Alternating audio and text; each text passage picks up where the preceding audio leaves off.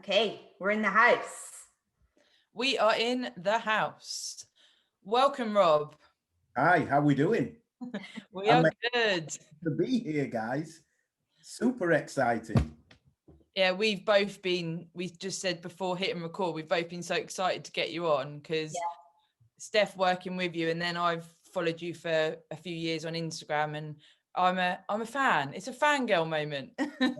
Good. And it's a Listening. total exciting moment for me as well, just to see you again, to reconnect up and to share some Latty words of wisdom. If they haven't already heard any, that is.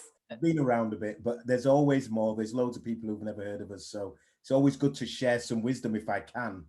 Yeah, so today we're going to be looking at and talking about different tools of how mindset and how you can change that and improve how you think, taking that into competing. And just, we say competing, but a lot of what Steff and I talk about on the videos transfers into lifestyle and, everything that people are doing just to set yourself up to succeed, rather than we're all guilty of pushing along and not really knowing where the direction is sometimes. So I think from what I've seen you do, Rob, it's about trying to help people get a clearer vision as to where they're heading and living in that present moment.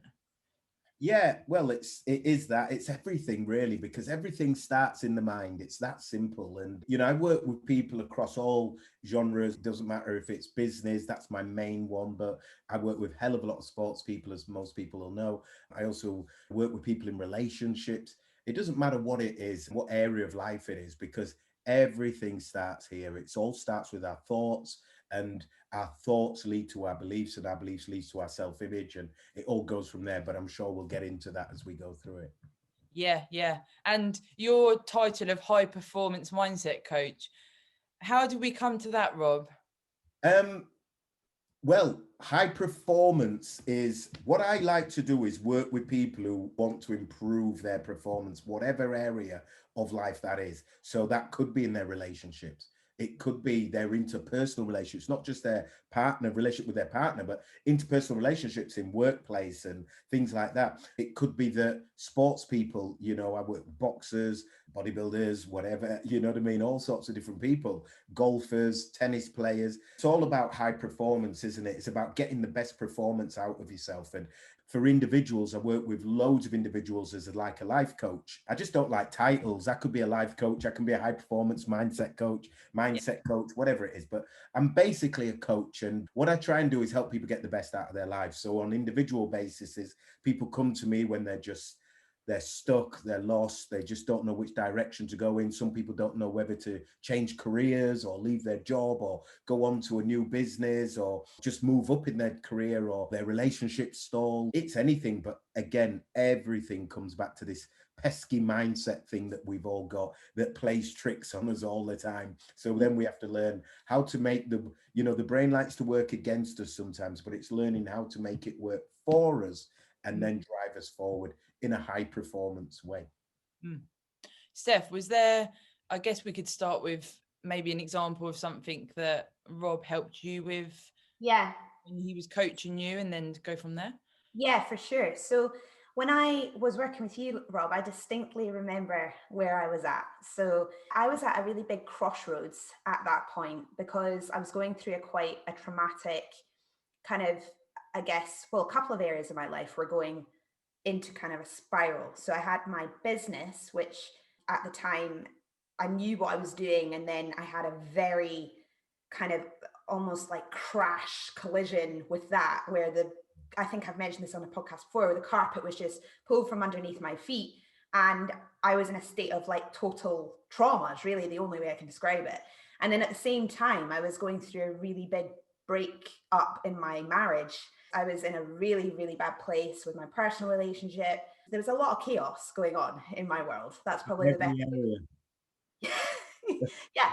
And Rob is probably going to give me some insights and reflections on the way I was at that time. But at that time, you, Rob, were kind of a bit of a lifeline for me, because I think I was already working with you before this stuff had happened on a more kind of practical, efficient point of view of how I could be more efficient in my business, how I could be more efficient with my bodybuilding goals. And we were really getting somewhere. And then this kind of stuff happened, and The world collapsed. it was massive. It just went boom, It was huge. it was it was huge. And I can speak about it with hindsight now without kind of the pain of it, but I was in that pain at the time, and there was a lot of things that me and Rob spoke about in our sessions to try and actually help me find strength to deal with what was going on, because there was so much, that there was so many pieces to that puzzle. I think some of the lessons I learned both before the kind of trauma happened and during, before I think high performance is probably the best way to use it. You were giving me the tools to really see my work from the outside in and apply practical kind of tools or reframing techniques, like, you know, I'm sure we'll go on to in a minute as well, where you can take a situation at work, for example, that you might think is really, I don't know, say a colleague is trying to take over some of your work, or something's going on in your work. And instead of kind of getting angsty about it, finding the opportunity or reframing those things that are going on to help you be a better performer or be the positive. More positive. Yeah. So those kind of things I was learning. And then, of course, when it switched to the more traumatic stuff, I was actually learning to not let everything reflect on me. I thought it was all me, to realize that what was going on wasn't my fault, but I had to kind of understand how to deal with it, because otherwise I could have gone just a cave rabbit hole. And at points I did, I'm not going to lie. It was terrible, but there was so much there. So, I mean, Rob, what do you think? So you were working with me at that time, so... There was a hell of a lot of emotion there. That's the thing. Whenever I work with people and it's a very emotive situation they're in, it's always a whole different ballpark you've got to deal with, because you've got to look at them and deal with them. And we didn't even go, actually, Steff, as deep as I would now, actually, because at the time you had so much going on, you just couldn't even deal with it. And it was financial as well. So let's not mess around. You had one of the worst situations people can have. I work with people and I have this thing I call the wheel of life, and there's like the 8 areas of the main areas of life that I help them with. So you've got career and business, you've got fun and recreation, you've got financial, physical and health, personal development, spirituality, relationships, family, right? So you've got all of it, right? You almost had all of them going on at once. You know what I mean? It was a complete train wreck. And it needed really some real in-depth time on a day-to-day basis, sat down together to work on it. That's what it needed, but you didn't have the finances, you didn't have the time, you didn't have the mental wherewithal. Yeah. People watching this really have to understand that where you was and to where you've come to now, you've done awesome, because it was really at the lowest point, and not many people get that much shit at them all at once in one go. You know what I mean? And you had it all, and not just troubles in your business, but then you had a fallout with your business partner, and then there was financials, there was legals, there was all of that going on, and at the same time, your marriage was collapsing. There was arguments and financials and legals going on there. Then there was relationship stuff going on in the background. It was catastrophic, to say the least. It's really funny, because if I don't laugh about it, because now I'm at the point where I can look at it and go, fuck, that was real. Like, that all happened and it was so real. And I'll be honest with you, the years I've had to work on that period of my life, really till very recently, I've been able to start to wake up every day and something might flash into my mind, but it'll go away. Whereas there's been a lot of time where I can't sleep, still have traumatic moments where, you know, it'll be so raw in my mind. It's like anything, it's like a death as well. You never really get over something. And that's the way I kind of explain it to someone. It's like a death. I had to cut my life off from that side to try and then rebuild. You had to change everything. I had to change everything, yeah. You had to move. You had to leave the country, literally. It was to get away from it. You know, that's what I'm saying, you know, as people go, in terms of the people I deal with, yours is right up there with some of the worst. Ouch. It is. You know, I've worked with loads of people who've got really big problems in their relationships. I'm working with a couple of people at the moment. As marriages are coming to an end, and we're doing, remember the exit strategy? Yeah. So we're working on all of that. And a couple of people I know, one guy, he's got a 4.5 million turnover business that's coming to an end, and he's having lots of crap with that, and family is involved and all this stuff and everything. But yours was a little bit different. It was kind of unique because it was everything. And originally you're not from this country, so it's kind of where you live was involved. Then, if you remember at the end, it got really public, Yeah, which very public, very public. Yeah. made Yeah. it 10 times worse. Social media and all the rest of it. Yeah. It was a real tough period, and it wasn't just a short period of time. We're talking like that went on for like a year. It was like it was a good year and a half, definitely. Yeah. And I think like what you've just mentioned there, because I often talk about this now, it was so everything that it could have really gone one or two ways. I had to either find the strength to piece everything back together, or I would have let the depression just take me completely.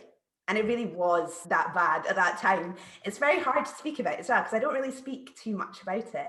But when I kind of go there, I have to kind of not dwell too much. Like I was really anxious as well, thinking, oh my God, I'm going to speak to Rob. It's going to bring all this stuff up. I was getting ready for that, because I think it's important to share that you can still, out of really traumatic events, take the positives from those situations, like the resilience that I've got, the lessons that I've learned, the not to wear my heart on my sleeve too much sometimes, like even born out of really difficult situations. You're only human. You make mistakes. Things happen and you have to learn from those things, but you can't almost internalize it too much, because it's not always as bad as it seems. And there's always a light somewhere in it.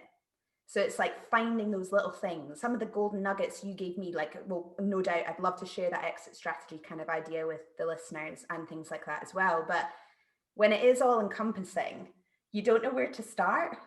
Like, you don't know where to start. You're just kind of in this thing. Like for me, a lot of it was taken out of my control, wasn't it? So like things were happening and I was like, I can't do anything. I'm just like this helpless little thing. And it was this way, that way, and everything else. I was in a total cloud, just shit.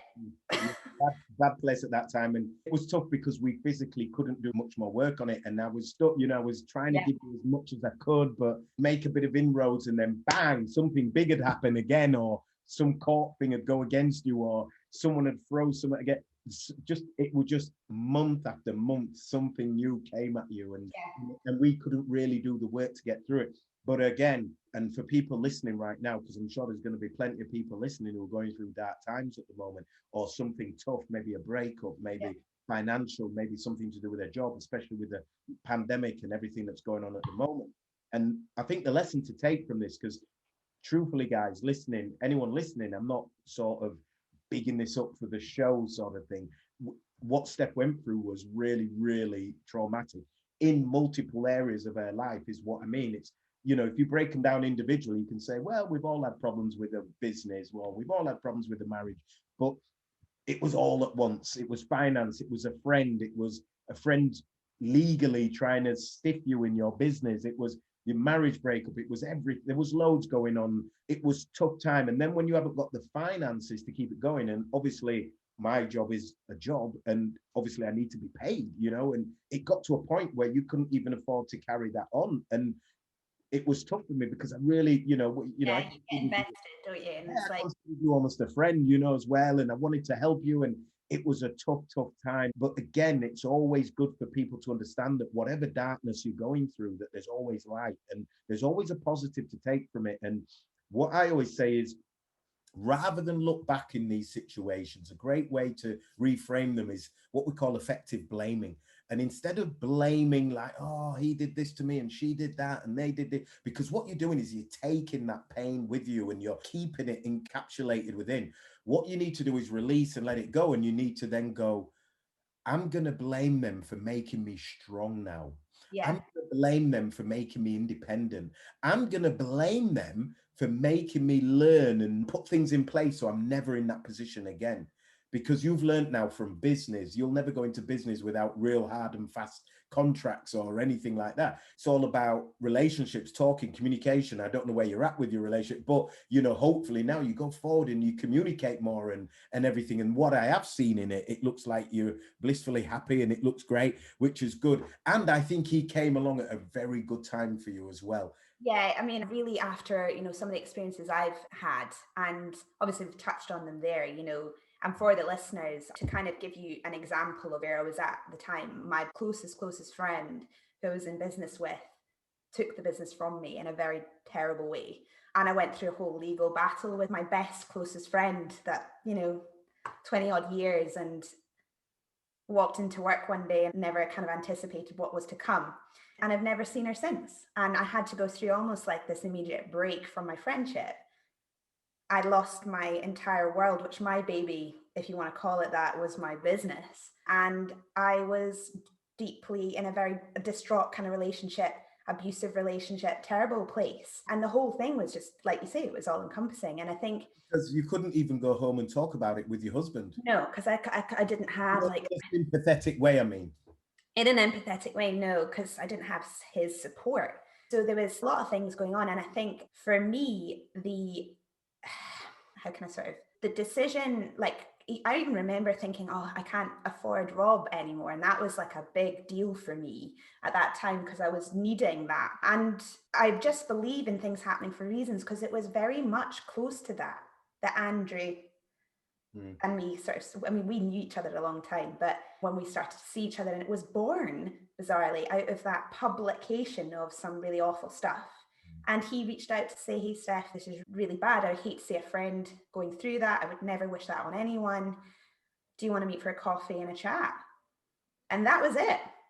That was literally it. And he was going through some similar sorts of things. And he's just the best thing that's ever happened to me, literally. So in terms of where I'm at now, very, very happy, very different person. In a way, dare I say it, although I never would wish what had happened on anyone or the way it came about, I was being forced out of a situation that wasn't right for me.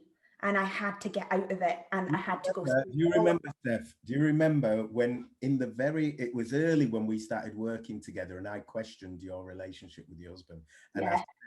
I said there's some that it's not, no, you know what I mean? I won't go too deep because I do have confidentiality agreements, so it's up to you. But what I knew there was something wrong. But do you know what? Listen, anybody listening, what I will say is that when you have these dark times and everything, some people can say this is a bit woo-woo or whatever. I don't believe in woo-woo. I just believe it's real, you know, and I just think the universe, it gives you what you need, right? But we don't always think we do. And sometimes you have to have these things to move on to the next level. And if you don't get them, you'll fumble on with what you've got and you'll carry it. You could have been still there now, you know, and just kind of trying to make it in a terrible relationship and just in a horrible situation.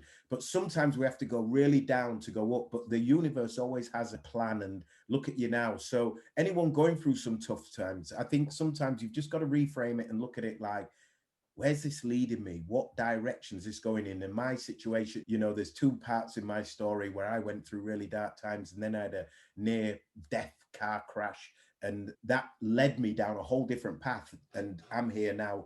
Everything happens for a reason. You've just got to stay super focused on what you want and keep trying to move towards that. And one day you put your head above the parapet and you look around and go, hey, how did I get here? And it looks a lot nicer, is the landscape, when you do that. Yeah, 100%. Completely agree with that, though, that the universe has an interesting sort of way of telling you what's right or wrong. And I think a lot of that, I'm the same. I don't tend to speak about in kind of woo-woo terms, but your gut instinct is so powerful. And I can count on both hands and feet how many times I've ignored my gut. And intrinsically, where I am now, if I'd listened to my gut feeling, I probably could have got here earlier.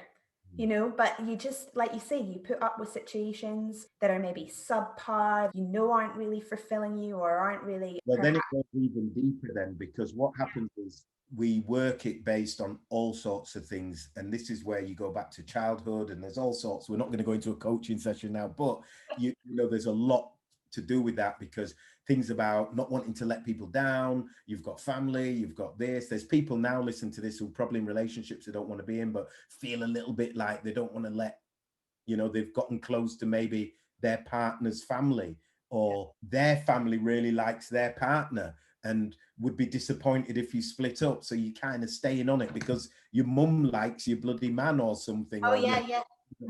Or you feel like your family will look at you as a disappointment if it all crumbles again. Maybe you've had 2 or 3 other bad relationships before and people are going to start looking at it as you, so you're staying there just to try and make it work. And all these things, like you alluded to there, your guts and everything else, It's just your intuition talking to you. And women try to claim intuition and they call it women's intuition, but it isn't. It's just intuition. And we've all got it, but we all tend to ignore it. Your intuition is very, very powerful, like you say, and you've just got to follow it, because usually where there's pain, there's growth.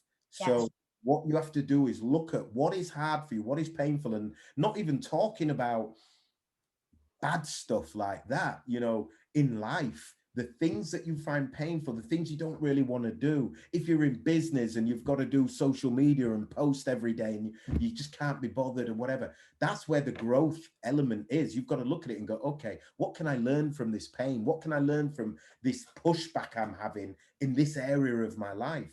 Because it's talking to me. And that's the bit you've got to lean into, because wherever things are easy, where there's no pushback, there's no growth. There's no growth in comfort. So you've got to look at those areas of your life and think, if you're someone who regularly loves going to the gym and working out and everything, you're not growing from that. You enjoy that. That's easy. But you've got to look at the other areas of your life and say, am I overtraining and working out and I'm neglecting my partner? And that's the push. And you've got to think, maybe I need to give a bit more time there, because that's where the growth element is. So wherever you're getting pain or discomfort in your life, that to me is growth. That's where you should be leaning in and looking at and going, okay, this is the universe talking to me and saying, you need to look at this area. That area is covered. You're all right there. This is the area you need to be looking at and working on. We've said before, haven't we, Steff, with prep, like I genuinely, when I first started out, I didn't realize that quite a lot of competitors do drop out of a prep. And I always thought, I guess because of how I am as a person, when I started my first prep, I was like, well, there's no option not to compete because I've started. And it was black and white for me. And then I've mentioned before, a friend of mine said to me when I didn't place and I was really down, and he said to me, but you won. And I was like, what? And he was like, you managed to get to the stage and complete a prep for the first time in your life. You've achieved something really big in the sporting world. And I'm like, what?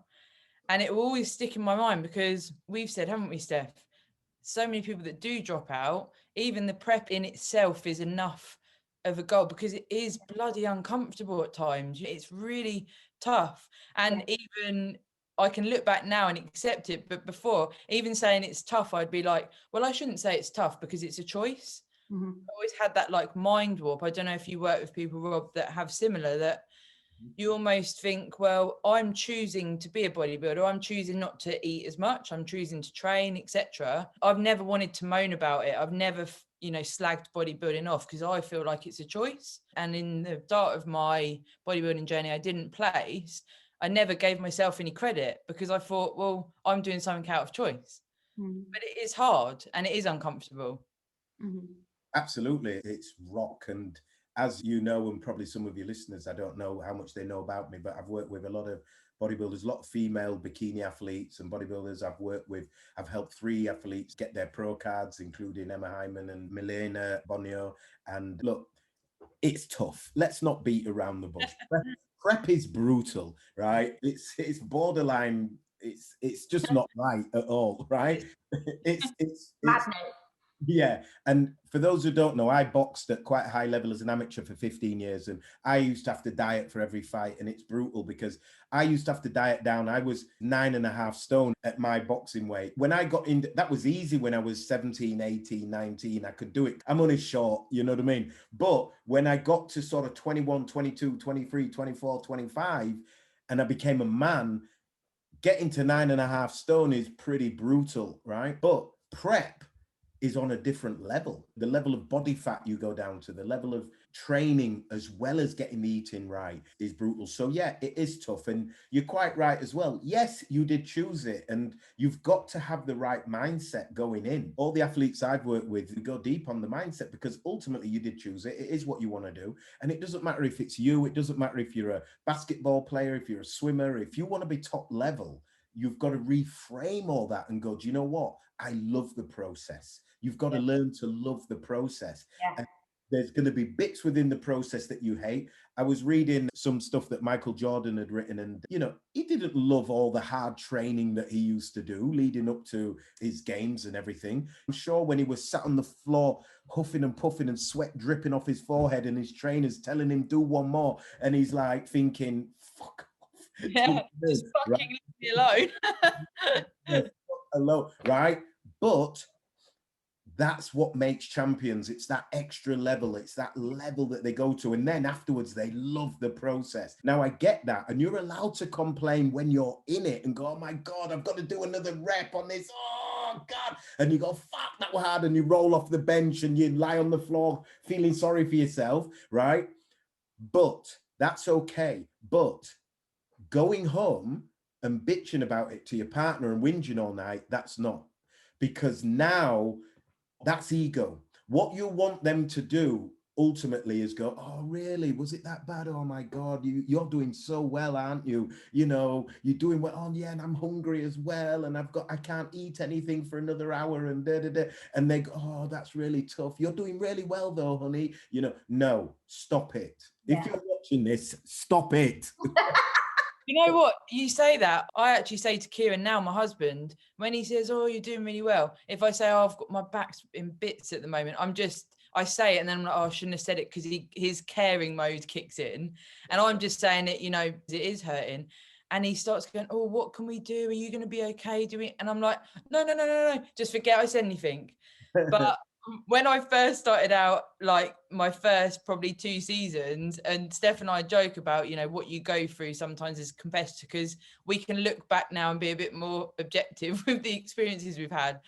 But like, I wanted everyone to feel my pain. Yeah. And, you know, if someone in the office at work was eating a chocolate bar, I'd be sitting there thinking, why are they eating that? Why aren't they doing what I'm doing? I'm doing this to be a bodybuilder. And it was such a like all-encompassing mindset that was working against me every single day. And that actually led to quite a lot of disordered eating and restriction, overtraining, like you mentioned, Rob. And when I met Steff and she believed in me as a bodybuilder, that was my first, I guess, massive pivotal point in my journey to realize that I didn't need to put this on anyone else. This was for me. It's completely for me. And when you get that turning point, it's incredible. I've worked with, or I do work with, a couple of Team GB boxers, and it's the same thing. You know, it's brutal, is boxing training. It's like nothing you've ever seen. It's brutal. And in terms of hardness, I'd say it's harder than bodybuilding because it's the fitness element as well. It's brutal. But you can't go home and whinge about it every night. Now, what you was on about, where you just go, oh, my back's hurting. If it's factual and your back's hurting and you just want to mention it, that's fine. But if you want to play on it all evening, now you're stealing energy from your partner. Now it's about you. You're not only spending time in the gym, doing all you're doing, having prep, turning the bloody kitchen upside down, filling all your crap, right, and all the rest of it. But you're also now stealing the quality time that you have with your partner and talking about your thing constantly and boring everybody around you. Now, don't get me wrong, I love bodybuilding. I'm into it. I've been training and working out since I was like 19 years old, and I am old now. So I've been working out as long as most of you guys have probably been alive. So I love it. I love everything about it. But what people do, and I talk about this a lot with people I work with in terms of their journey now, especially when they've got a competition coming up, is don't be a prep bore. Yeah, 100%. Oh, into the prep bore, because it does reflect on you as well. It makes it harder for you.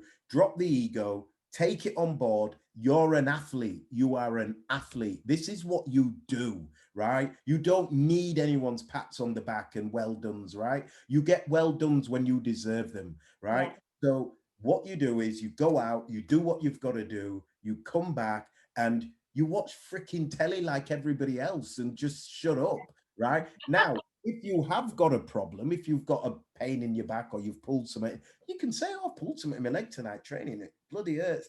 And they go, all right, oh, do you want a little rub that? Nah, I'm okay. That's fine. Whatever. Spend 5 minutes talking about it and then go, oh, what we're going to watch tonight, or what's for dinner, or do you know what I mean? Just get on with it. But this ego thing, that's not a champion's mindset. champions, when they're super laser focused, when they're on their way to winning pro card like Steff's done and that, you go into a place where you don't give a shit about anything around you. You go dark. You start to just, you're one of them people that you should be walking in the gym with your hood up and just doing your thing. You don't even want to be, dealing with anything. And then when you go home, you're just focused on your situation, what you do, your food, whatever. And then you relax, chill out, give your body time to relax and everything else. And then you just get back on the wagon the next day and that's it. And you do whatever it takes. And if that's what you want to do, if that's the line you're going to go down, then do it. Now, if you're one of those people maybe watching this who isn't really bothered about winning and isn't really bothered about even placing, and they just say, hey, I love getting on stage, I love the environment, I love going to the shows, I love the people, I love training, then that's good too. There's nothing wrong with that. You don't all have to be a champion. You don't all have to say, oh, I want to win a pro card. You might just enjoy the whole process, get a real kick out of it and say, as long as I can do it, I'm going to keep competing and doing this, and every year try and get my body better and better. But now your competition is you. Yeah. So just try and beat you, be a better version of you. And that is a kick in itself. That's a buzz. When you get on that stage and you go, me, I look so much better than I did last year. That's awesome. And I don't care if you come 5th or 6th or 7th. Best. You look better than you did last year. That means you've done something. That is what we said at the beginning. When we talked about high performance and what my title is. That is high performance. When you can perform better than what you did previously, you've achieved something big then. And you're way ahead of all the other people you might be worrying about, the naysayers, the doubters, the haters, or whatever. You're there, you're on stage, you're in the arena. You're in the arena battling like a gladiator. Everybody else is on the outside trying to be a critic when they have no right to be. That's simple. That's massive. That's like such a massive thing, even that I say to my clients. Like the journey it can be super holistic and for you, this journey to the stage. It's not the time that anyone's going to be patting you on the back. You're not going to get anybody singing great songs because you're there hitting your whatever squats or you're doing your cardio or whatever else. And I think people are excited about the goal and they might have started it and then they'll suddenly be 4 or 5 weeks in and they'll realize, shit, I've got to do this work to get there. Like real. Like 20 weeks. And you sort of have to kind of go, this is where the goal has to be more. You've got to be wanting that more than staying the same and just doing your thing, day after day. I remember you sort of saying that to me, Rob, way back, that, the want to change has to be more than the want of just doing your thing here. The pain of change has got to be bigger than the pain of staying the same. Pain of staying the same. Yeah, exactly. And I think for so many of my guys, I've got a couple of people in mind at the moment. I've got kind of 2 camps, if you like. You've got the competitor who's decided on the goal, goes into the process. The first few weeks are pretty icky, but then they're in and they're rolling and they're just on it. And then you've got the competitor that has decided on the goal, is in and hits that maybe 3-4 week mark and maybe has a little fall off and starts to criticize themselves a little bit. And then that might happen again. And then we're working on patterns of trying to figure out what's the issue, like what's happening. And then the sudden realization that this is really hard and actually they're really struggling. And so I wondered from a mindset point of view, how you would manage somebody who's maybe really wants to do this, but is finding one portion of the goal. Maybe it's the nutritional side, staying on plan with the diet, for example, or maybe they're just struggling because the volume of the training is so much and they're trying to juggle a lot of things. How would you help somebody's mindset there keep them on track and keep them focused? Great question. What I always say to people is I always keep taking them back to their why.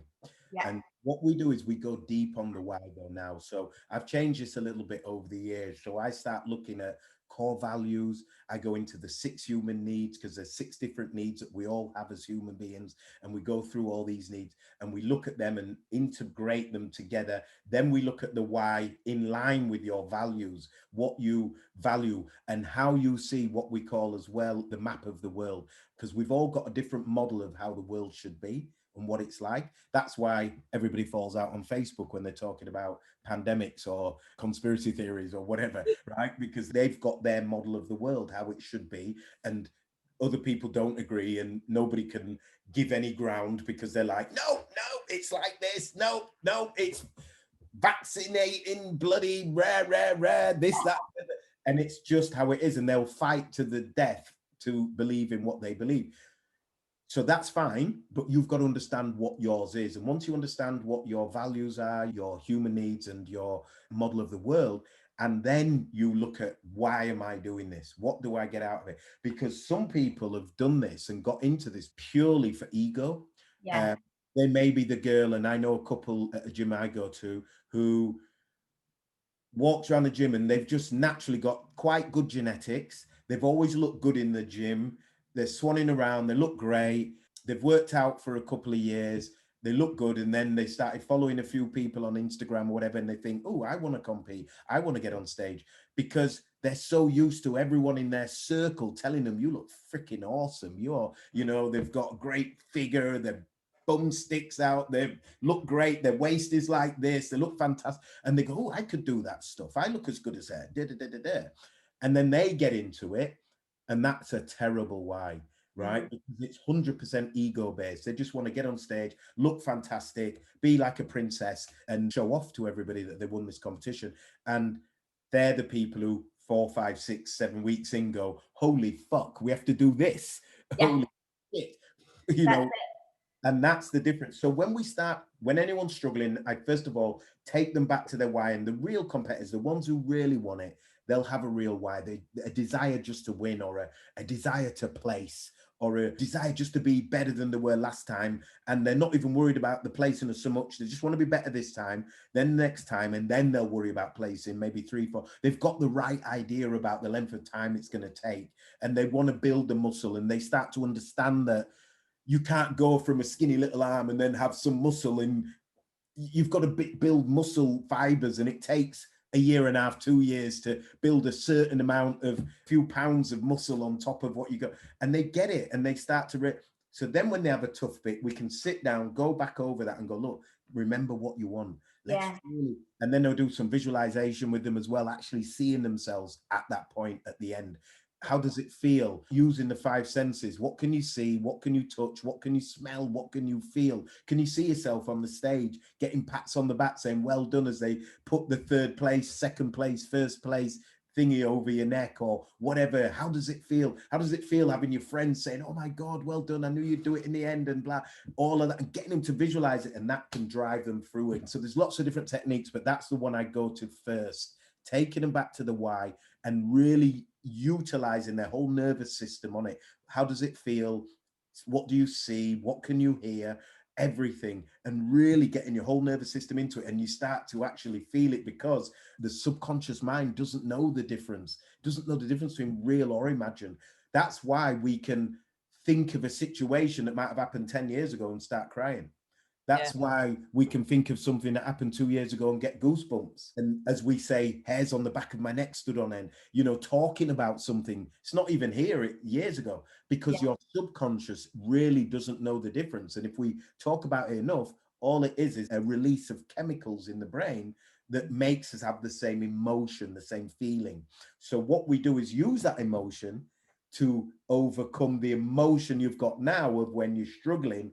You're starting to doubt yourself and you're losing confidence, and that's all it is. Sorry, on you go, Sarah. It just sprung to mind. I've got a client, David, here, listen back to this. He works doing NLP and different techniques, and he's just sort of setting up his business to do a similar thing like you, Rob, coaching and helping people. And a massive thing that he did with me, we went out for a walk during one of our PT sessions, and he said to me, I want to try his technique with you.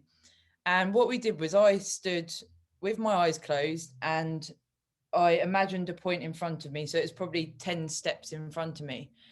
And then I closed my eyes, and what I needed to imagine was what it would feel like to win a competition, because that was my goal at the time. I just wanted to win a competition.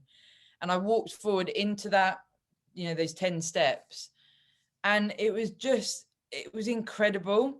I could hear people cheering, like my whole world just erupted into what it would feel like to win.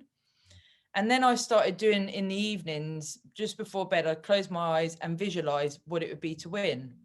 what it would be to be on a stage and be, like you just sort of said there, be given the medal of first place. I started doing that every night.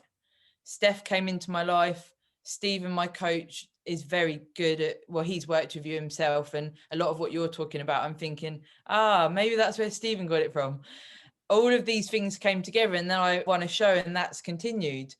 And it's just phenomenal what you can do through that visualization. And that's where I picked up on what you said there. Honestly, for me, it was life-changing. That's a classic NLP technique that is used there. And it works because the subconscious mind doesn't know the difference to what's real and imagined. It really doesn't know. You can blag your own mind. And for people, again, who are thinking, oh, it's all a bit woo-woo, this, it isn't. You're doing it every day to yourself anyway. You're doing it every day. So if you don't like visualization and all that sort of stuff, and, you know, visualization, meditation, you are doing every day, right? If you are laid in your bed and you're thinking about, one day you just lay there and you're thinking, oh, you know, I've just watched someone on here, you know, winning something, and I've seen them with the trophy, and oh, I just can't wait till I'm there and everything. You're visualizing right now. And if you're half asleep maybe, and you've just woken up, and in your half sleep, you still got your eyes shut, and you're thinking about nice thoughts about, you know, I'm gonna have a great day today, I'm gonna go to the gym, I'm gonna smash it, and you're kind of still half asleep, you're meditating, right? Now, people just get triggered by labels, right? Take the labels away, but it works, and the brain responds to this. So just allow it. Stop fighting things. If you're listening to this and getting triggered, just let go and just go with it. You know, it works. The human brain is a powerful, powerful tool. And I've just released a new short course of mine, which helps people with this exact thing, unwanted beliefs and mindset blocks. And, you know, because people were saying to me they wanted something that was very affordable and cheap, but still help them with these little areas like limiting beliefs and mindset blocks. So I put this course together. It's got 5 videos in there that are really powerful, that talk them through this every step of the way. But the last one, I did a guided visualization. It's got the music behind it and everything, and me talking them through how to do it properly and how to visualize where they want to be and what they want to achieve. And it works on whatever area of life they want to change their unwanted belief, their mindset block they've got. And then this visualization, there's a short one of 5 minutes and a slightly longer one of, I think it's 7 or 8 minutes that they did. And we take them through this process. And what it does is it helps you build a new neural pathway in your brain that guides you to where you want to be. And it strengthens it for you. So it happens automatically without you thinking it when you do it enough times. It's a super powerful thing. So in this course, I've just put all this stuff in there with downloads and all sorts of things that help guide you along the way as you're learning as well. It's got accountability tools in there and all sorts, and workbooks that you're filling and everything. And it's under £50. Little plug there for everyone. It's under £50. 40. We'll link it below for people. Oh, I'll give you the link. Yeah. And it's really, really powerful. And all of this comes from the years of, you know, working with thousands of people all over the world and everything. And one thing I've learned is with human nature, especially in sport, everybody's the same. It doesn't matter if they're in America or wherever. I've got clients now in America, New Zealand, all over the world. It's crazy. And one thing I've learned is human beings, it's all patterns, right? We're all the same. It doesn't matter what country we're in. This brain is millennia of years old. It's from caveman times. It's Neanderthalic is the old part of the brain. And then we've got more in the frontal core is the newer part of the brain. But the old part of the brain, its pure job, its singular job is just to look after you. That's all its job is to do, is to protect you and keep you alive. Literally from you waking up in the morning, going to bed at night, its job is to protect you. And nowadays, there's no dinosaurs or pterodactyls flying around or anything, right? So it can't protect you from that. So it protects you from everyday life. And that's why we second guess things. Oh, I don't want to ask that guy out because he might say no, or I don't want to start that new job because, you know, what if I don't get it? Or I don't want to start that new business because what if it fails? Or I don't want to start that new job because what if I get it and I'm no good? Or I don't want to go for that competition because what if I fail and everybody sees that I failed? Or I don't want to, you know, I'm not enough. It's always back to I'm not enough, right? And what I do when I work with people is just build these new neural pathways in the brain and get them to look at life, reframe it, look at it differently, more positively, have that self-belief, because within all of us, what we do is we live up to our potential, not our actual potential. We live up to the belief in our potential, should I say, not our potential. And your belief in your potential is way lower than your potential. Yeah. So once you can overcome and change your belief and go, actually, my belief is here of what I can achieve, but actually, I can move that. And now I believe I'm here. It makes a massive difference to what you'll achieve just from believing it. That's belief alone will take you to where you are. And we see that so many times. There's lots of athletes I've seen out there that, you know, they struggled and struggled and struggled. And I won't mention their names, but there's a couple of very well-known girls in the game. I think they're in bikini, and they struggled and struggled to get their pro card. And then they made it in the end after loads of times trying. And I mean, a lot of times trying. And a lot of people would have given up by then, but they kept going, they persevered because their belief got stronger and stronger and stronger, and then they got there in the end. Whereas a lot of people, they have one go at it, or like you said, Steff, where they get a few weeks in on their first prep and they're like, I'm out. See ya. Yeah, do you remember, you've mentioned before when you first started bodybuilding, similar to me, when we'd exhibit these behaviors of like not wanting to tell anyone what we were doing. So we'd like be eating out of Tupperware, but people would ask you at work and you'd be thinking, well, I don't want to tell them that I'm going to try and be a bodybuilder. And like, there's that level of, I guess, the undercurrent of taking ownership as well. Like, if someone makes a comment, or you've mentioned, Rob, social pressures, which me and Steff talk about all the time, like the social pressures you get, and even at work or wherever it may be, people saying, why are you doing that? Why are you doing that? Now I go, look, this is what I want to do. And, you know, I'm happy to talk about it if you want to, but, you know, if you let me do my thing and you do your thing. And people are like, oh, because they want a reaction. They want your ego. And there's so much around the social pressures, and Steff would agree, like with working with clients as well. You work with guys, the lead up on a show, you start thinking, you know, you look at someone on Instagram, and I've had it before, and it's put me in this massive hole. Like, this girl looks fucking insane. I'm never going to compete with that. And like, she's not even going to be at my show, so it doesn't even matter. Like, well, you know. Listen, I get that all the time from people. People looking at people who have already got their pro cards and going, but I'll never be as good. And you're like, love, you haven't even made that yet. Calm down. Get back, you know, down here. Let's just focus on this. Yeah. And it's easily done. You focus on the people who are the best. You can look at people, and people can look at Steff and go, oh my God, that's insane, the amount of muscles she's got on there. It's ridiculous. I do that. I know a few girls who've done that, you know what I mean? Who've looked at Steff and gone, that's just insane, the amount of yeah, I said to her on one of our pods, I had a lady in Bognor Regis, where I'm from, stop me on the seafront and say, I watch your YouTube. That's Steff. Does she actually look like that? I'm like, here. Yeah, definitely looks like that. Like, she is on point. And I have to keep reminding Steff of this to ensure that she stays in that champion mindset. You know what? We all can slip at times, but people look at people like that, and you have to just get back in your lane. But it's easily done because the brain, remember what I said, ultimately your brain's job from waking up in the morning to going to bed at night is to avoid pain and discomfort and go towards pleasure. That's it. There's a hell of a lot more to it. There's loads more it does, but ultimately it wants to avoid pain and discomfort, go to pleasure. And what it does is it gets very creative and tricky in keeping you in pleasure. So what happens is you're hitting the wall in your training and stuff, and then you see a picture of Steff in full flex mode and you go, do you know what? What's the point? I'm never going to be that good. Or you look at all these people, I don't know who you like, Emma Hymans or the Kerry Sexton or whoever it is, right? And you go, holy shit, there's no point.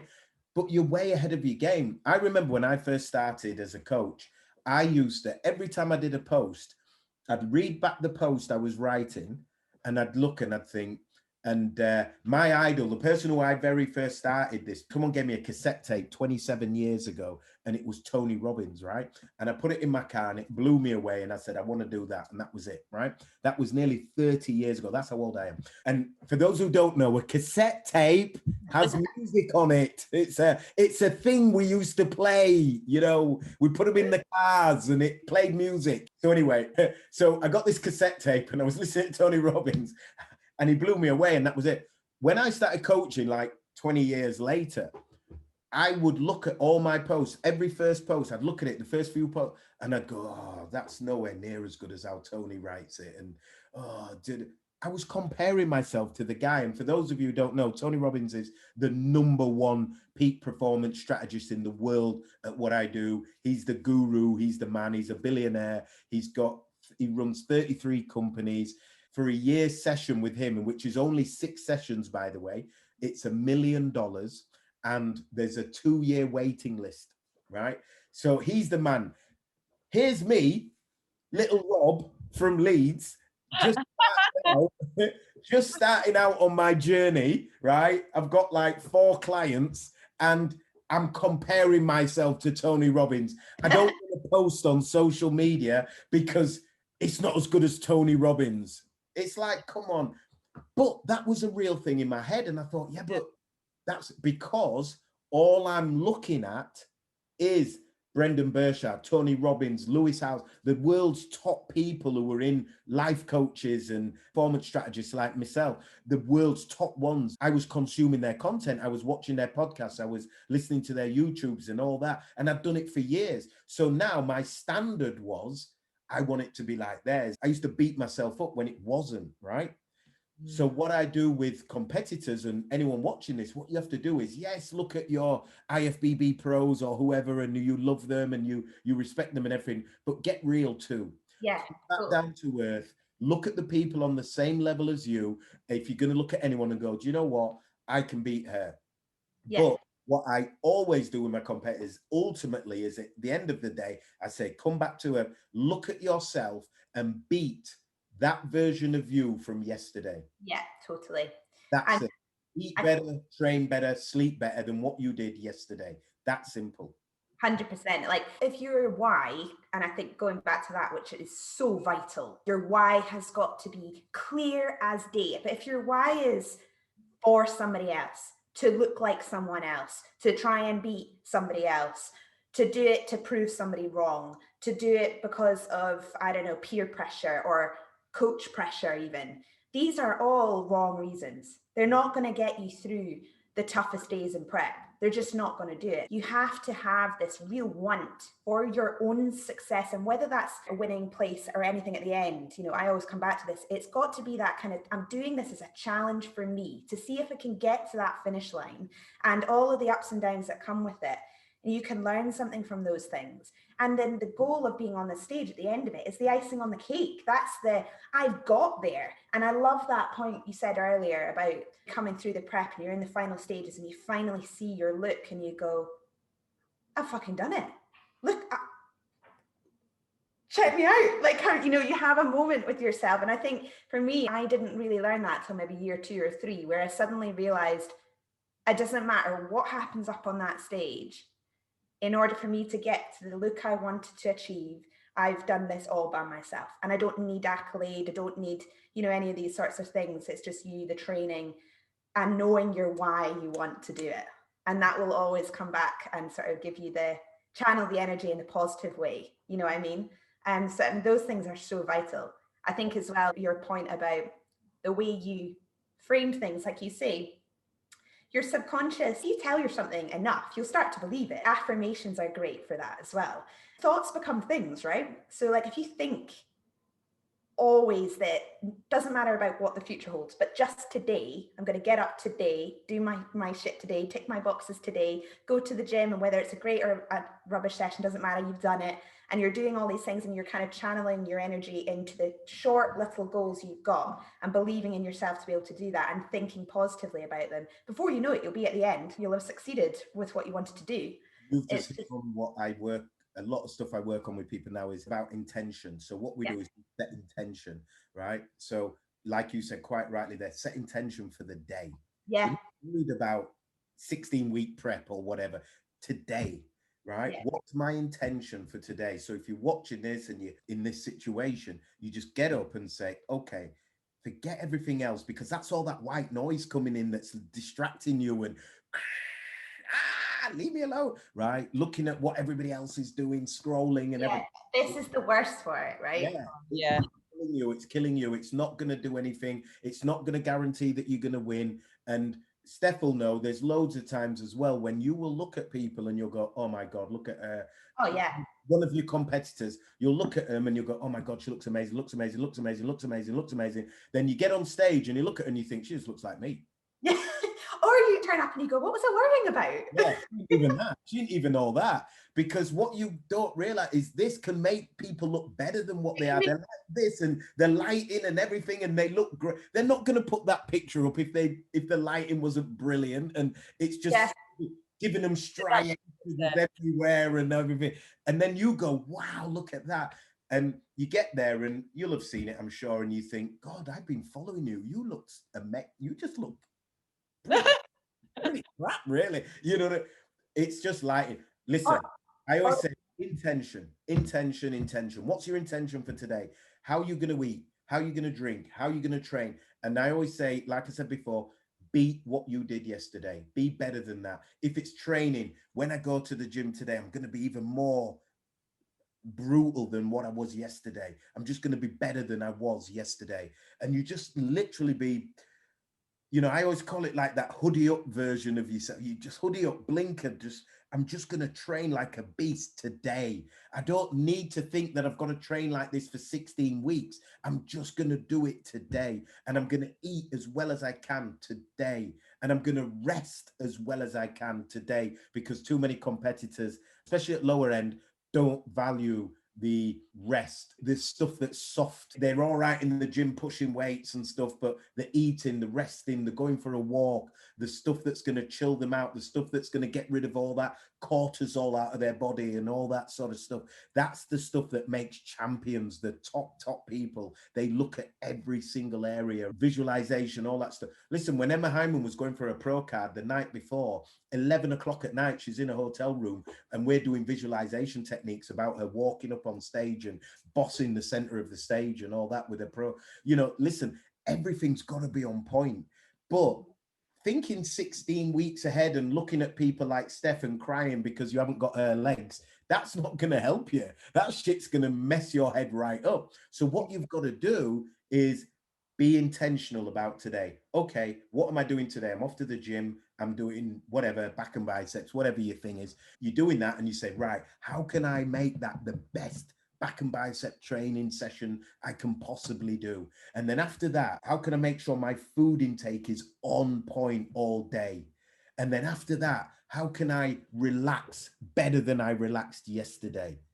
Get a bubble bath, chill out, have some fun with my partner, watch a crap movie, go to bed early, get him to give me a rub down or you give him one or whatever, you know what I mean? Have some fun with it, you know what I mean? Live your life. Do not become a prep ball. Yeah. Something we've spoken about before, Steff and I, when I was doing my posing lessons with Steff right at the start when we met, I used to go to show day, and a bit like what you sort of talking about there, I'd get backstage and suddenly I'd see, you know, up to 30 girls, and straight away I'd think, I'm not good enough to be here. And that was right back in the sort of rookie years, as it were. Now, when I'm backstage, when I overhear girls saying, I might as well go. I'm not good enough to be in this lineup. And then they start talking to each other and they're all saying it. And then I've almost taken this like martial responsibility to be like, guys, let's enjoy our day for what it is. You've got this far. You are here to be the best version of you. And they're like, what? And it's not bitchy. It's, you know, it's completely different when you can just bring that neutral atmosphere to all just really enjoy your day. And it makes your show and the whole prep, the whole journey completely different. If you can just go in, like you say, I am the best version of what I can be right now. I can't stress enough. You get like 15 minutes on stage. how many hours have you put into this? What compromises have you made? What, I don't like to call them sacrifices, but what sacrifices have you made to be there? To then worry and not immerse. When you look at it like that, it's like, what? But at the time, you know, you've got prep brain. You're so critical of yourself. But that's something that Steff and I always try and get across, is enjoy that day and that time. It's so crucial, is that you've put in so much work, so much effort.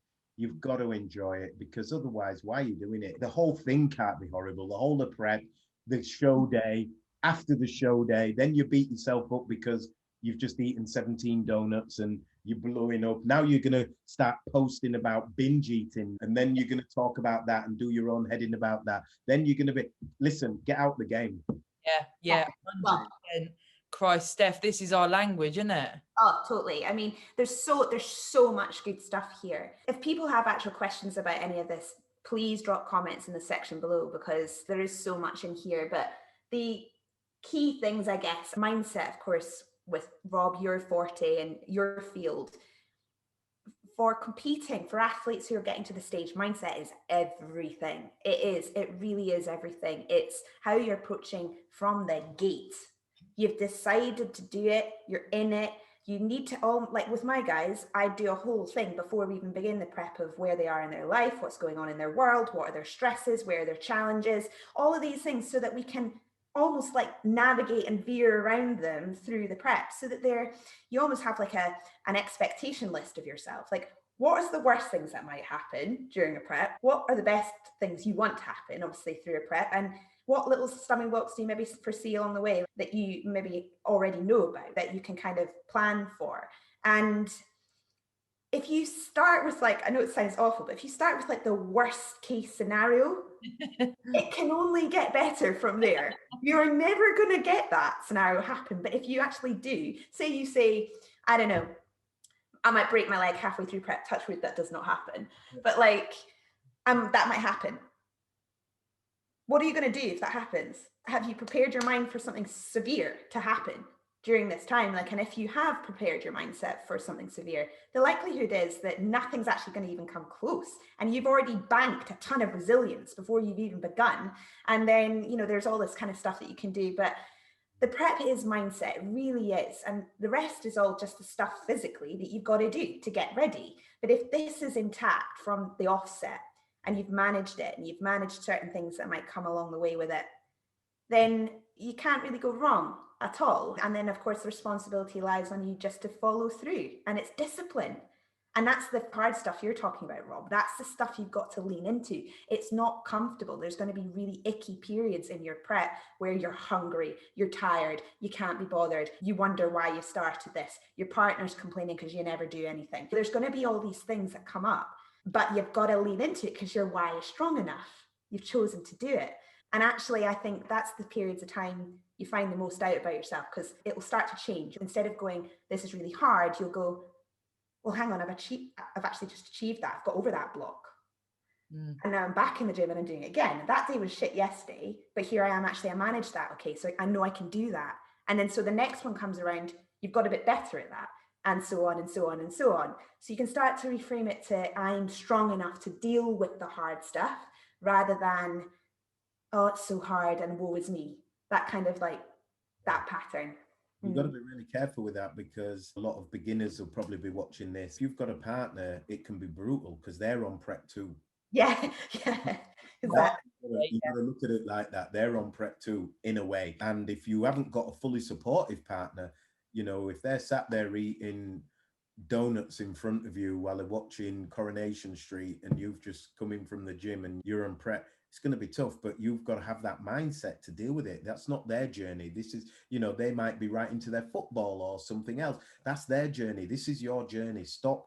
Don't ever fall into the trap of blaming other people for making it hard for you, or this for you, or that for you. Go in the kitchen, get your food, eat it, and do what you're doing. You've just got to be super on it. You've got to be prepared for everything. Like you said, think of the worst case scenarios, think of everything, because people don't even realize, you know, you could be absolutely battered the last 2 weeks of prep, especially. So, you know, your sex life might go out the window. Oh, yeah. And if your partner's like, moaning about what you're going to do. You've got to be able to deal with this stuff. And are you going to pre-warn them first and talk them through the process, or you're just going to deal with it as it comes, or whatever? There's so many little factors that go on there. Friends inviting you out for drinks. It's summer now coming. Everyone's been locked up for literally a year and a half. You know, people are going to want to go out and do things. What are you going to do? How are you going to handle it? How are you going to get through it? This is where the why kicks in again. Bet nobody thought of that worst case scenario, full pandemic. You know what I mean? One of my clients, they had like 6 shows just get cancelled, put back, Yeah. put back, cancelled, put back. And there was, you know, going in prep and then getting there, and then they were having to maintain and hold for 4 more weeks and then hold. And it's like insane. Partners going insane because they're still not emotionally available to them. The partners are like, when is this going to end? You know what I mean? When am I going to have the person back again? When are you going to stop falling asleep at 8 o'clock? Because you're so shattered and everything, and your body's weak and tired and it just needs bed. I just want to curl up with you on the settee and watch a movie till 11 at night. Why can't you stay up till 11? All this sort of stuff. And these are the things people go into it and don't realize, because they see it all looks great when they're in the gym training and they see that girl over there walking who's been in compete, and they go, oh my God, she looks amazing. I want to do that. And then they start doing it and they don't realize, holy crap, is all of that involved? I didn't realize it was so psychologically full on. You know, they just thought, you just train a lot and yeah, it's a bit tough. You've got to eat a few things but I can do that. There's a hell of a lot more to it. But if you really want it and you really want to enjoy the process, get your mindset right and you'll have a great time with it. It's a great industry, great sport. It can be fun. It can be great. And you can meet new people and make great friends and things. And it can be really, really good. But you've really got to go into it with the right mindset, most definitely. And there's merit in what you said there, Rob, about being open with people that you live with and people that you're close with. I definitely found personally that's helped me a lot with my husband, who's not into bodybuilding. He likes gaming and, you know, that's his thing. And now when I go into a prep, and Stephen's really good at helping me and reminding me with this, for sort of 6 weeks on the lead up to prep starting, I make an effort every weekend. We go and do something together, or we have like food experiences. Because of the pandemic, it's been like takeaways at home or whatever. And Stephen's actually encouraged me to have, instead of having like one-off planned day, he'll say, right, have the whole weekend and ask Kieran, what would he like to eat? What would he like to do? And suck it up. Because when you go into prep, he is there and he's supporting you 1,000,000%. We are married and we're in a relationship, and I want to go into a severe prep. I really want to push myself. And yes, it is my why, but he is a massive part of my life. In the past, I've been extremely selfish because I feel like I sort of need to become what I want to in the sport. But there's nothing wrong within an off season or a maintenance period going, do you know what? I can actually be part of a relationship as well. I'm not just a bodybuilder. Mm-hmm. Absolutely. You can eat a sticky toffee pudding, can't you? You know? When you first start out, it's like, I don't know about you, Steff, but I'd think if I ate something like that, I failed, and that people might think, well, what if she's eating that? She's never going to be a champion. Yeah. And I isn't it? Yeah, I echo that totally. And from working with like quite a lot of my first timers as well, something I always say to them is like, because it's this notion that you can't have food, but I talk about like the donuts, the chocolate, the sticky toffee puddings, all of that, still going to be there in like 10, 15, 12, 20 weeks time. The shops aren't magically going to shut. So, you know, there's this kind of almost like fear, like, oh my gosh, I can't have those foods again. And again, it's, I think now that there's something I have to remind myself about all the time, because when you're more experienced, you get that very quickly. Like you're in a prep, you don't care about those things. Whereas the first time you do it, it's totally abnormal. You've never restricted foods before. You've never, you know, gone to this level of preparation and thinking about what you're 101, isn't it? Yeah, for the first timer, you forget how massive that is, that suddenly there's a whole section of foods you can't eat for a bit. That's, I always find, is one of the hardest things to get a first timer competitor to understand, is that they're not going anywhere. It's cool. Like you don't need to worry about the fact that like, it's almost like a need to, I don't know, I can't describe it. It's just knowing that the comfort of the enjoyment factor of the foods and something to look forward to once you've accomplished a challenge, rather than this sort of fear of missing out, if you know what I mean. I think that's a whole other thing as well. But yeah, the first timer mindset is very different to a more seasoned athlete mindset. Yeah. That's why we always say, isn't it, Steph, about promoting, having in an off season, having the foods that you wouldn't have in a prep. Yeah.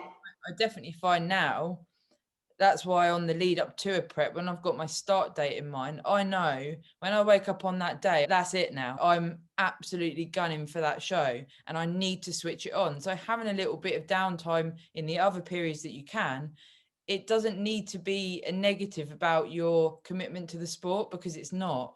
You know, food is, I always try and say to my PT clients, like, every food has a place. You don't need to be scared of it, but you need to understand where you're at and what foods can fit your goal at the time. Exactly. Definitely. Yeah. And it's all of that. That's mindset 101, all of it. The whole thing is a big psychological head fuck. You know, Yeah. people don't realize when they first get into it how much of psychology plays a part in bodybuilding. They think it's just lift weights and yeah, you've got to cut down on a bit of food. And it's so far past that. The ones who do really well are the ones who can control themselves. It's not about being able to lift the most weight or being the best in the gym and all that. The ones who do best, who I've seen in my 5 or 6 years that I've worked very closely in this game, are the ones who are very good at getting that kind of devil may care attitude in their head, and they just go beast mode, and that's it. That's what I'm doing. This is what I'm trying to achieve. That's where I'm going. That's what it is. And I remember talking to you, Steph, about when you won your pro card. I remember one time you was telling me about how you was when you used to walk in the gym and you was like, I don't even want to talk to anybody. I don't even want to. I know. It was, and actually that prep, I think I've spoken about that on the podcast before, the 2017 prep. I remember even seeing you in the gym, Rob, and it was just like lazy. I knew what I wanted to achieve that year. And I've told Sarah about that prep being like one of my most focused, because I just had this pure outcome I wanted. I was not going to rest until I'd made sure I'd done absolutely everything. And a few years in on that, so that is more of a seasoned mindset. But yeah, you're right. You know, those, to do really well at it, it isn't the weight, it isn't the diligence to the prep, it is totally here. It is totally a mindset thing. And something I haven't touched on, although I know I've got so much here, so I won't go into it, but the opposite thing is true as well. Like, where somebody might have like a lot going on, and this is kind of was a situation I was in. There might be a lot going on in your world, and in order for you to navigate maybe some big things that are going on in your world, that kind of routine can actually really help keep you on an even keel and help you actually switch off from maybe some of the stuff that's going on, and because you can control it. So it's something you can. Sorry, what was that, Rob? Because it's so structured. Yeah, because it's so structured. And I know that's a double-edged sword, because you don't want to use something to patch your problems, do you know what I mean? But at the same time, if you have maybe a lot going on, I certainly know that in my circumstance when I've been in a prep, it has been like a bit of a lifeline for me, that routine, to help me just navigate and work through some stuff that was going on in the training. The gym is my church. I always say that. There is something about training that can help you manage your mental health in a way that, I know we haven't touched on that is really, really powerful. And the gym can be such a great place. Yeah. It's almost cathartic. It can help you in a big, big way. The only problem is especially again, I think when you get more experienced, you can do these things better. But I think for new people, I've worked with so many people. I mean, for those who don't know me, I've worked with probably over 100 bikini girls. I've been there, done it, seen it. And too many of them get into the game, first of all, for the wrong reasons. Too many of them have got emotional problems that need sorting before they even dare go near a prep, but they don't realize. Too many of them have got eating problems that they go in and try and sort out through bodybuilding, which is becoming a real problem at the moment. I see some people and I almost worry for them. I just tell them I won't work with you. I don't think you should go into a competition at all. So there's a lot to deal with, because prep is brutal on your body. It's taking your body. It's not a good thing. It's not healthy. To go to whatever it is, 5-6% body fat or whatever it is, that's not healthy. That's not, your body don't go hoo-hoo. Your periods don't stop because it's your body's doing great. Yeah. You know what I mean? It's shutting down. Yeah, your body is going in a bad, dark place. You know what I mean? So don't think that you can take yourself to something like that easily. Yeah. So you need to go into it with the right thing. You need the support network, people around you. You need to tell them, even if you haven't got the support network, you need to let them know what you're doing and what it's going to entail, how you're going to be, how your mood swings are going to be, especially towards the back end. You need to tell them about the food, about the lifestyle, about the tiredness. So you're not going to be as involved. If you've got kids, it's even more so. You're going to be shattered. There's so much to get it right, but that's what it takes, guys. That's what it's about. So that's why I always say, great, if you want to be a winner and you want to go and try and win competitions and get pro cards and everything, that's great. If you're that person in the middle who says, you know, it'd be nice to place, and that's what I'm kind of aiming for, but I just want to be a better version of me, that's a great place to be as well. And then you've got the others on the other side of the scale who, hey, I just want to have some fun with this thing. I want to get on stage. I want to have fun. I'm never going to win it. I know that, but I want to have some fun. I just love it. I love the buzz of the day and I want to go through it. That's great too. But be open-minded and realistic about where you're at and then go all in on that and then forget everybody else and just be you. That's it. Totally. You can do that. You can have a good career in this game. You can do all right without any psychological problems from it. But too many people, they get delusions of grandeur, some of them, because again, there's girls I see who they're aiming for pro cards and this and that, and they've got no, they could train for the next 10 years. It's not going to happen. I'm sorry. But they've been told by sycophants and people around them that, hey, you're great, you can do it. Da, da, da, da, da. Get some real advice from people who know their stuff, who will tell you where you are in the game or whether you're in the right, you might not even be in the right kind of federation for you or the right thing for you. You might need to move up or down or whatever. Be real with yourself. Stop putting yourself through all this stuff. And I see people training year in, year out, and they're not getting anywhere. And it's, you know, people are not telling them the truth. Yeah. So you've got to be real. You've just got to be real because it's not worth your mental health. And that's what's most important. Have fun with this and have fun with the industry. Have fun with it all. It's great. But keep an eye on this thing here. That's almost like a summary of everything we're trying to get across today, isn't it? Yeah, it is really.